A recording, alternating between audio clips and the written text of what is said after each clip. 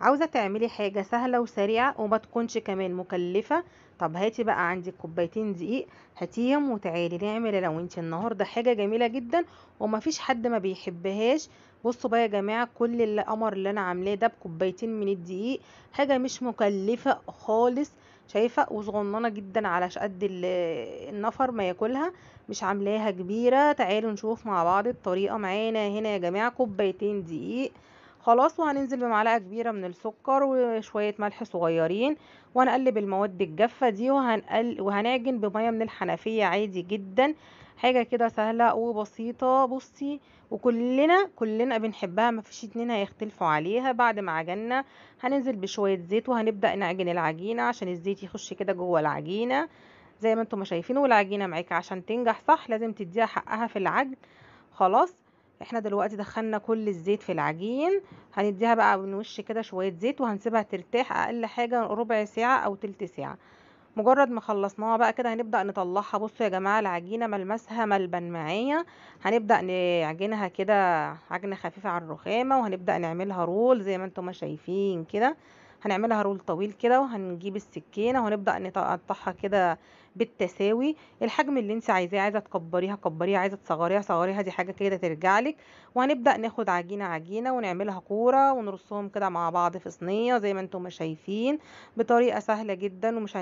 مش هعمل لك فيها النهارده اي تعقيدات خلاص. وشويه زيت كده على الوش زي ما انتم ما شايفين. طبعا كلنا عارفين اللي احنا بنعمل فطير.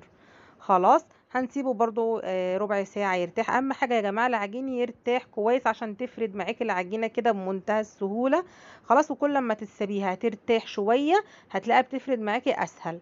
خلاص، هنجيب بقى السمنه بتاعتنا ونحط فيها كده ونطبق الفطيره بتاعتنا زي ما انتم ما شايفين، وهنبدا نلمها بالطريقه اللي انتم شايفينها دي. خلاص، وهنبدأ بقى ناخد واحدة واحدة ونشتغل فيها زي ما انتم ما شايفين. وهناخد السمنة ونحط ونبدأ نتني الفطيرة كده من الجنبين. خلاص، زي ما انتم ما شايفين كده، طريقة سهلة جدا مفيش اي تعقيدات. وهنخلص كل الفطير بنفس الشكل زي ما انتم ما شايفين كده. ويا ريت بقى لو وصلت لهنا ما تنسيش تحط اللايك. خلاص، زي ما انتم ما شايفين كده، وهنخلص الكمية بنفس الطريقة. انا عايزه اقول لك الفطير ده انا عاملاه الساعه 2 بالليل، قاعده وابني بيقول لي يا ماما نفسي في الفطير. ما سكتش غير لما قمت جبت الفطير العجين وعجنت. خلاص، هناخد بقى بالفتالات فطارات كده لان انا مش عاملاها كبيره، وهنبدا نحطها في الصينيه بتاعه الخبيز. هنخبز الفطير يا جماعه على الفرن زي ما انتم ما شايفين، وانا مش مكبراها.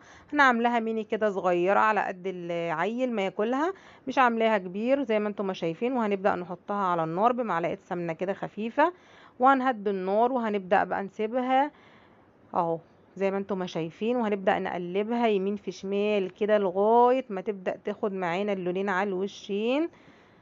خلاص، زي ما انتم ما شايفين كده خدت الشكل زي ما انتم ما شايفين، اللون الذهبي التحفة ده. سهلة جدا. بص الفطيرة صغننة ازاي، تحفة. هتديها للطفل هيخلصها بدل ما نعمل الكبير ويقعد يقطع منه ويرمي ونرمي نصه. لا، بص على قد الطفل ما يخلصها. خلاص، وخلصنا كده مع بعض.